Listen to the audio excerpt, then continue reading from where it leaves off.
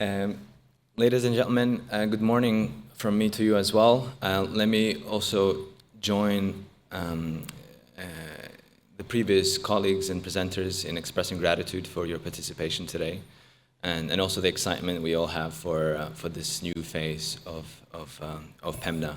I was trying to remember earlier when was the last plenary we had. The one I remember was in Lao, which is a bit of a time ago. So we had a bit of a break. But I think on behalf of the task team and the World Bank, we're all very excited to be starting a new phase.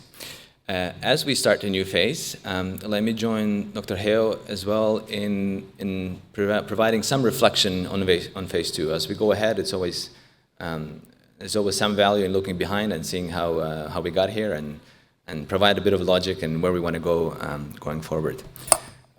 Next session, or is it me, right? All right. So under the second phase, we had some very impressive results, and some of the numbers you see on the slides. In particular, the network was very effective in facilitating knowledge exchange and supporting the PFM reforms across the member countries. Some of the numbers that I mentioned earlier, we had 30 peer learning events, plenaries, community of practice events for budget and treasury, study visits. We had 10 countries that have reported that PFM reforms were informed by these PEMNA events throughout the whole implementation of phase two. And as shown earlier, 85% plus participants have felt that the network has better equipped them to go about their journey and their PFM reforms and the day-to-day tasks as they see it in their relevant departments and ministries. The program evaluation that we have done internally has also noted that we could more clearly measure how the network has actually contributed to some of the PFM reforms. And so this is one of the things we try to do better in the next phase. The evaluation recommended also that we collect more specific member country data to facilitate benchmarking and to better measure these improvements. So it's a different way to hear from you about the value of the network and what it holds to you, and also adjust as we go along. And we'll talk about this a bit later, and QN will shed more light on this as well. Now, just to bridge some of the thinking from phase two to phase three, one core lesson was the need to refocus back on PEMNA's core strength, which is the peer-to-peer learning, particular after COVID.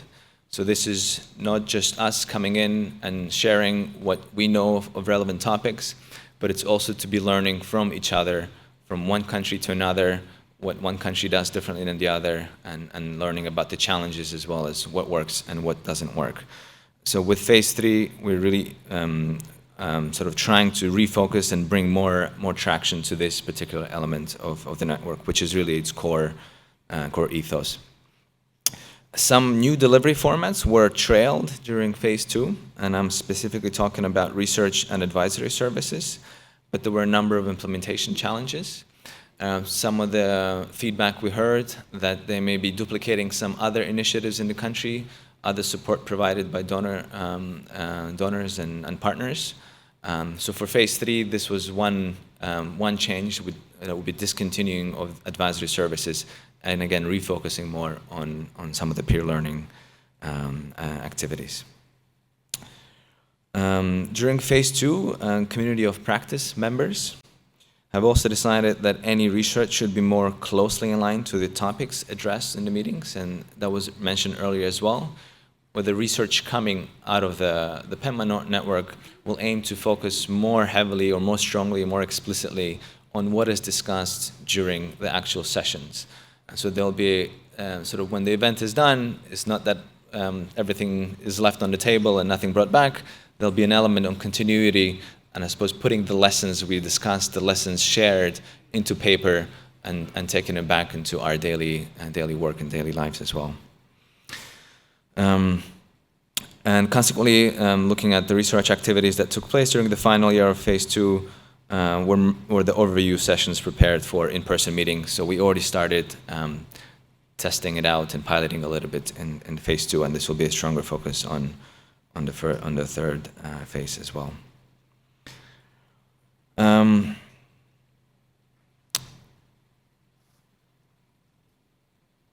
Another lesson is on the M&E. As mentioned,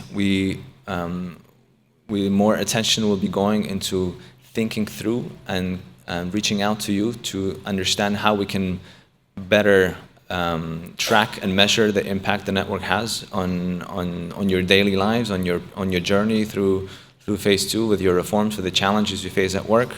And so phase 3 will have increased efforts on improved measurement through surveys. You will get surveys as well before and after sessions, as well as new benchmarking tools. Again, we'll talk a little bit more later on this topic as well.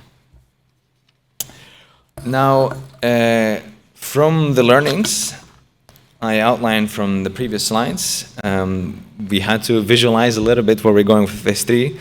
So this is the theory of change diagram that illustrates how the proposed activities of the third phase are expected to deliver results. I'm not going to go over all the little points. The slides will be shared with you. You will see it. This is more for your reference, that you know it's there. But this is just to say the broader thinking and how the program is structured. So the only 3 things really I want to bring up here is the components of the network, with the first component focusing on peer learning, the events like today where we learn from each other, where we'll be discussing different topics. The second component will be focusing on the research element of that. What do we take out from the peer learnings? Is there anything we need to supplement from what we had during the sessions with maybe some other research, synthesis papers and whatnot? And then the third component is really about monitoring and evaluation. Again, making a case, I suppose in some sense, of what the value of the network is to you and to the broader community of practices. So now the results, talking about really the third component, maybe in a little bit more detail. We do need to measure what we do. And so this is just to give you a sense, some of the surveys that you'll be getting, if the questions feel weird or odd, this is sort of how we're trying to measure ourselves. And so you know how the M&E is structured, but also if you have any feedback, obviously, so that you know what the measuring sticks are for the network as well. So the 3 buckets you have are the 3 main results indicators. So the first one is we want the reforms to be informed by member countries themselves. This is a demand-driven network. The topics we discuss, the issues we want to address, the challenges that are raised are all demand-driven. They're all supposed to be coming from the 14 member countries. And so to the extent that we're able to measure that, this is really one of the core indicators to ensure that we're targeting the issues and the challenges that matter to you. So this is really one of the core elements of what we want to measure. So the second one is alignment with country priorities. So this will be measured by the percentage of participants that agree the network aligns with the national PFM reform priorities. So this is the sort of questions you'll be getting in some of the post-evaluations. After a particular session, do you feel that the topic really relates to your specific country needs? And so this is one of the questions that we'll be asking to help measure that. And the third one is really the tools that you learn from other countries, the tools you learn from global experts who present. So this is the share of you, the share of the participants that report gaining knowledge, opportunities, and to apply it in the day-to-day operations, in your day-to-day work. So these are the three core outcomes that we hope to achieve by 2028. You see there are some targets highlighted in orange as well. So for the last 2, we want at least 85 participants responding positively to this. So this is the target we hope to achieve. We were fairly successful getting there in phase 2, and I'm sure we'll get there as well here.